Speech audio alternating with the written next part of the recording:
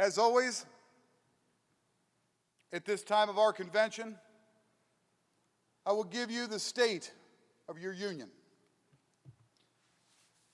About 8 years ago, we all came together in this hall, August of 2011. We were on the heels of Senate Bill 5. Seemed like we were going to the mat and on the ground, possibly losing collective bargaining here in the state of Ohio. It was 8 years ago. 3 months after August 2011, November of 2011, all of you, all of us, were hitting the streets, getting petitions signed, and over 1 million signatures.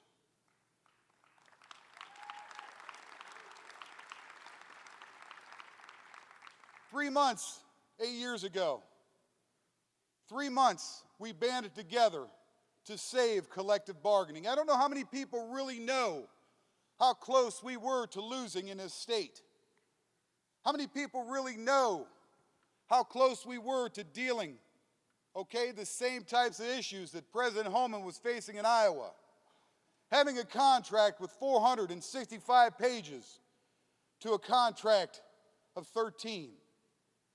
Wasn't me, it was us.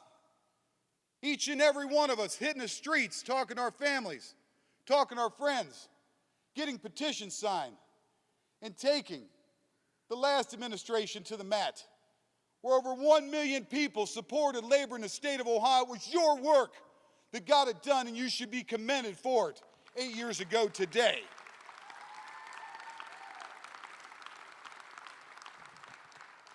How many people were out there on the streets? Raise your hands, stand up. Collectively, you, we, all of us did that. Those are the things that we do in this organization. A few years later, when they thought we were down, when we were resting on our laurels, when everything kind of calmed down, they thought we were asleep. Harris versus Quinn hit the West Coast, once again attacking labor, trying to take out unions. The Right to Work said this will be the one. We didn't get them with Senate Bill 5. We'll get them with Harris versus Quinn. Once again, everyone came together. They stood strong. They thought they were going to take us out, and they didn't. So the other side, having shot a couple rounds across the bow, a couple of them hitting, taking some damage, they got back in their dark rooms and their corners. They said, we got something else, we're going to cook it up. We found a patsy, it's a union member, to file a lawsuit against the union itself. How many people know the name of Mark Janis? Go ahead and boo. A guy, a member, somebody that conspired against us with the right to work, to try to say that he was paying dues to an organization he didn't get anything for. He forgot to look at his contract about the health care and the pay raises and the classification of work, the eye, the dental, the education. Those things weren't given by his state. Those things weren't given and voted on by the people. Those things were fought for by unions, as we do. That's what it takes. And the Supreme Court had Mark Janis come down. He said, Mark, we're going to rule in your side of the case. And the Right to Work said, this is going to be the one. It's going to be the one to take people from membership to fair share and do away with fair share and make them non-members and take away the revenues. You need to know in this room today, before July of last year, we stood about 1,700 to 1,800 fair share members in OCSEA.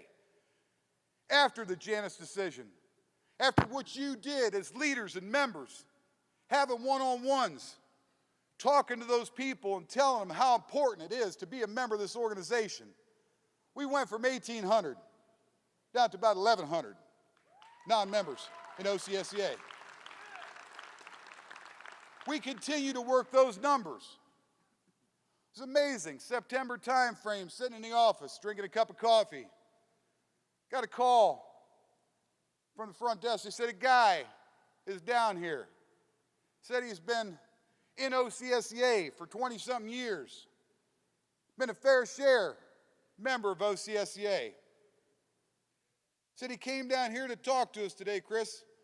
He wants to sign a union card. I said, why is the guy at the front desk? Bring him back. Let's talk to him. What's happening? You may have heard me talk about this when we had our stewards conference. We brought him back. Grabbed Buffy, grabbed Sally. We sat down and have a conversation. Probably scared the guy to death. He came down to OCSEA to sign a card. Next thing he feels like he's in a room getting shook down. I said, hey, brother, why are you here today? He said, Chris, 20-something years ago, I walked in my chapter. 20-something years ago, my chapter leadership came to me and they said, we want you to join a union. The guy's new, brand new state employee, he had no idea. Most brand new state employees don't know until we tell them. He said, why should I join a union? Chapter leadership says we got a great Christmas party. Well, hell yeah, we got some great Christmas parties. But the true fact is, we got some great benefits. If you look in the creation of our book, 1938 forward, we went from a book about 37 pages to the great foundation we have today. Classifications of work, pay ranges, health and safety issues, vacation, sick leave, personal leave, union education trust, union benefits trust, eye and dental. That's right, applaud for those things. You all had a hand in it. How many people in this room have ever sat on a negotiation team? Please stand up. Give these people a round of applause.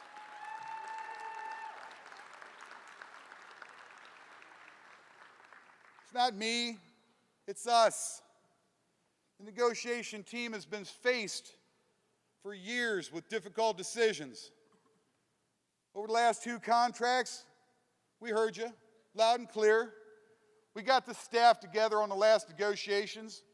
We called about 15,000 members over a 3-day weekend, the board of directors, your district leaders, our staff assembled for a 3-day weekend, made over 15,000 calls to you and your family. Some of you brought your spouses out and sat down at the kitchen table with our staff and our leaders and our members and said, this is what we want. This is what we need. We've sent out surveys in the past. We've got about 30,000 members. We get about 3,000 respond back. It's your contract. It's your contract. It's your benefits. It's things you fought for. Every one of these people on this team in our past has built a foundation that's been great and strong in this organization.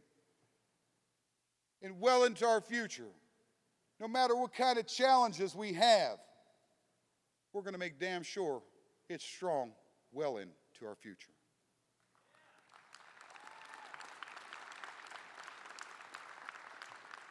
Been driving around the state, 450,000 miles on a 2007 Ford Edge. If you don't believe me, it's in the parking lot. Check it out. Best car I've ever had. If you need one, go pick one up. All-wheel drive. It's real nice. Wife's got one, too. 450,000 miles driving around the state, listening to what we need. 4 years ago, members said UET is great.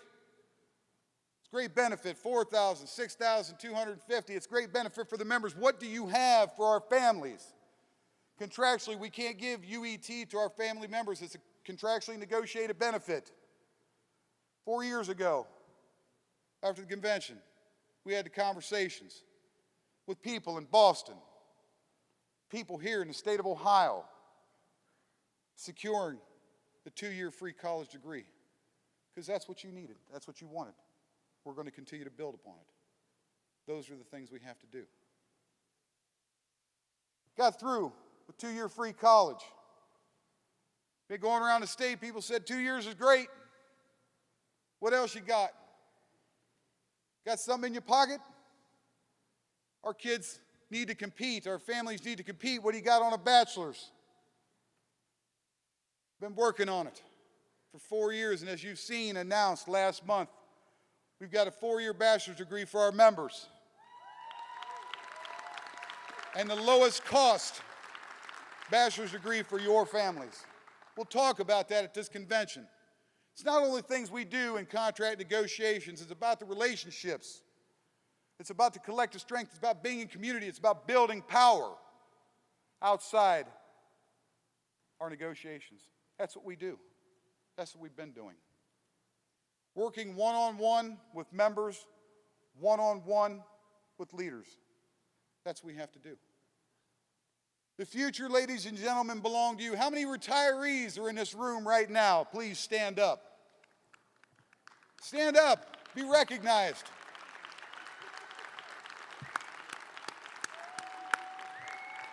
These are our teachers and our mentors. These are the people, the forefathers, the foremothers of this organization. I thank you. We thank you for everything that you've built. And we promise to train the leadership of the future. Because once again, we cannot fight together without each other. The collective strength of the whole is what keeps the union safe. It's not me. It's not you individually. It's all of us. The collective strength of 30,000 members. Been hearing some things, and thank you. Thank you. We've retained our seat on OPERS for another 4 years. What you've said is important. Trust me, it's nauseating sometimes. Take care of the organization, being on OPERS board. A lot of things happening. What I can tell you from your pension standpoint, and these are important conversations, your pension in Ohio is solvent and secure for your futures. A few years back, we lost our seat. We took some hits and some time and calculations. Your pension is solvent. 2008, we had a market crash. Billions of dollars lost in all pension funds around the state. But your OPERS pension still maintains solvency, one of the 5th strongest pensions in our nation. And it's all of our jobs collectively to keep it there. Been a lot of talk about retiree health care. Okay, and please keep these conversations separate. Your health care, as far as your contractual health care, is there. Because I get people calling in the dead of night and they say, Chris, oh my God, we lost our health care. A few days ago, OPERS sent out some questionnaires about your health care. $12 billion right now is what's in the health care fund. There's no more money right now going into the health care stabilization. That money right now is going into the pension system itself to maintain solvency, to make sure we've got 30 years of solvency on our pension.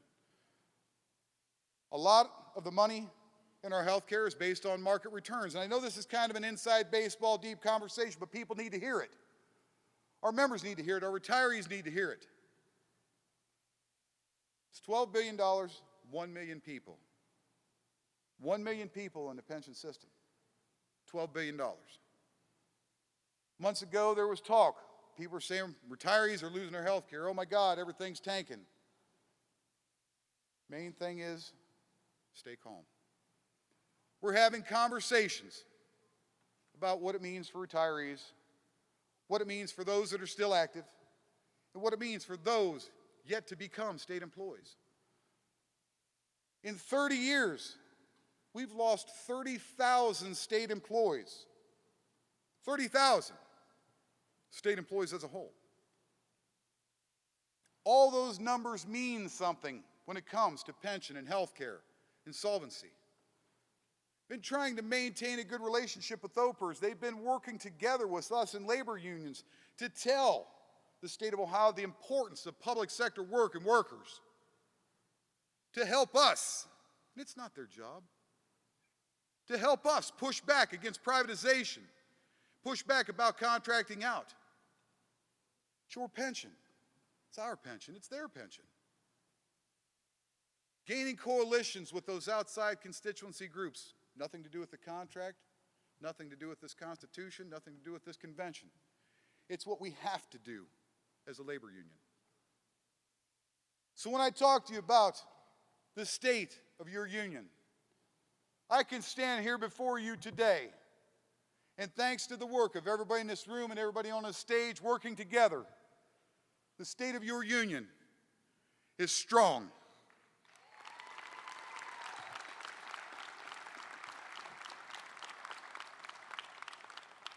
When we reach our opt-out window before the next contract negotiations, the mechanisms will be in place.